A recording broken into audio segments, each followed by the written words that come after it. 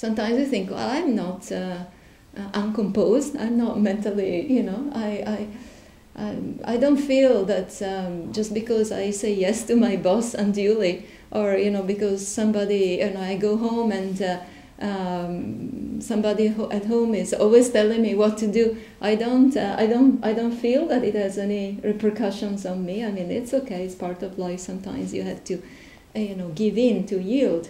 And then, while that is true, healthy relationships are important. The way in which we position ourselves in reference to what is external to us, the way in which we relate with what is the non-I, what is external to us, that is important, even if it does not have consequences. If you have a friend, if your very good friend always decides where you two should go when you have when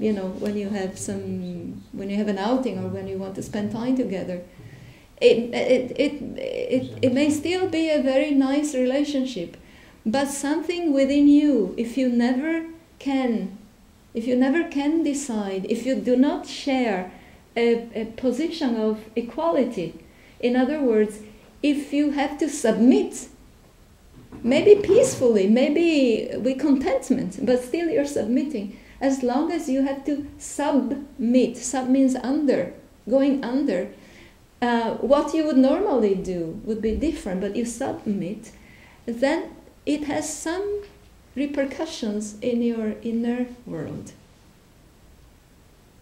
And in the spiritual life, it is important at some point to realize that we have to be whole. We have to be who we are, not our distortions, including our undue acceptance of things, which is a distortion, but we have to honor the truth within. We have to honor the soul within us, the consciousness within us, that does not accept a defilement, it does not accept a humiliation of our personality. If we allow people to humiliate us, day in and day out, it puts us in a position of being victims. How can this person who does not have the strength to honor one's integrity, internally and externally, to assert one's integrity externally too, how can that person ultimately embrace everything as one's own? There is our goal as spiritual aspirants is to find the oneness, to realize the oneness. But how can there be oneness when one is up and one is down, one is above, one is below? That is that condition is the enemy of oneness. So we have to resolve that, even in its minimal nuances, even in its minimal terms. We have to find ways to resolve that.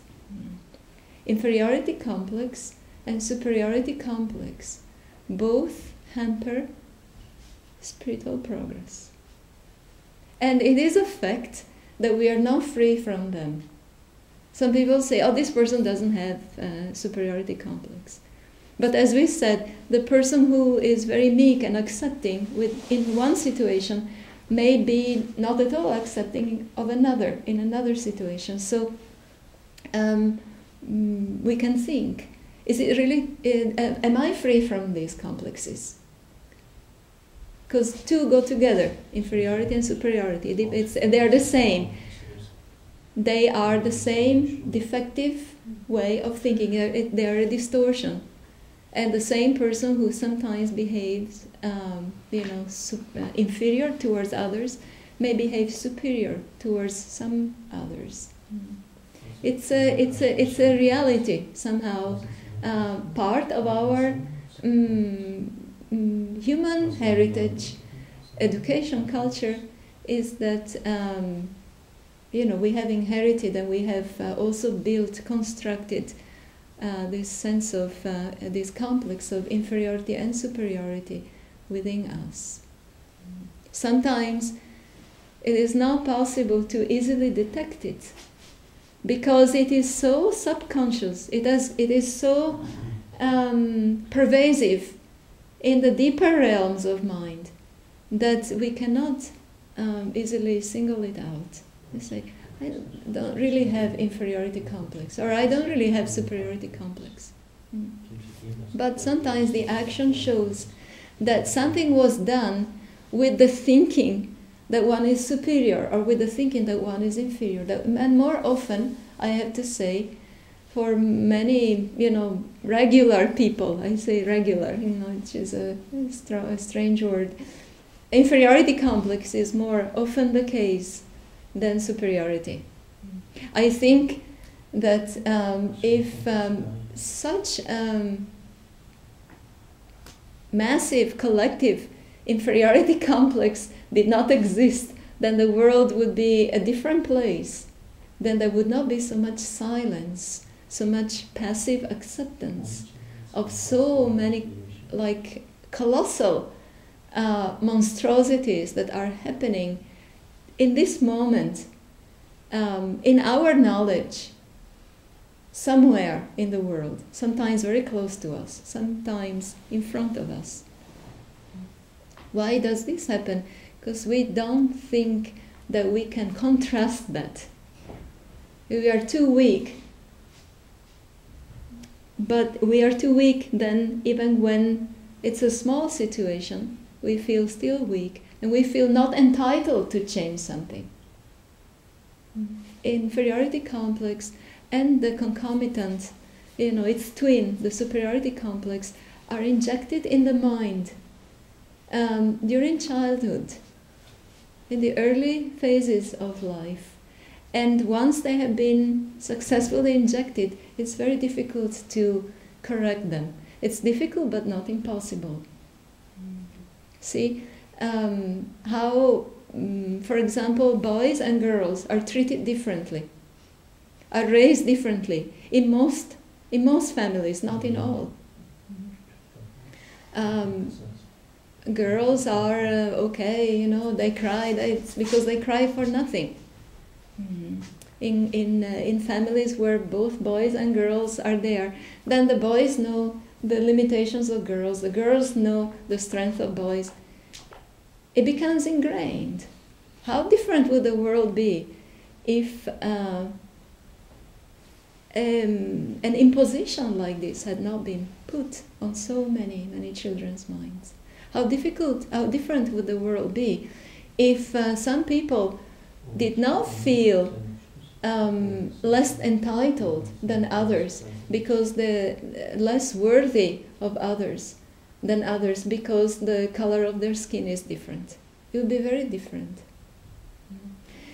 This type of indoctrination comes from culture, and it comes a lot also, it has come a lot from religious indoctrination.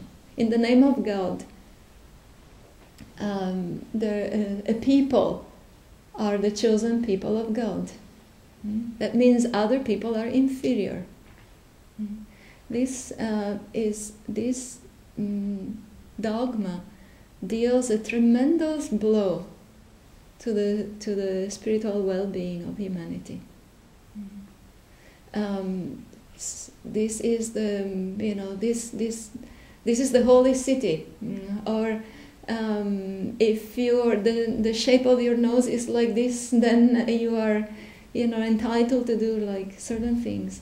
If the color of your skin is like that, if you speak this language, then you're different.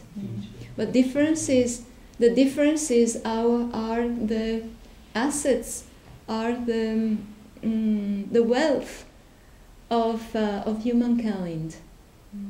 And even the negative differences are there for a purpose.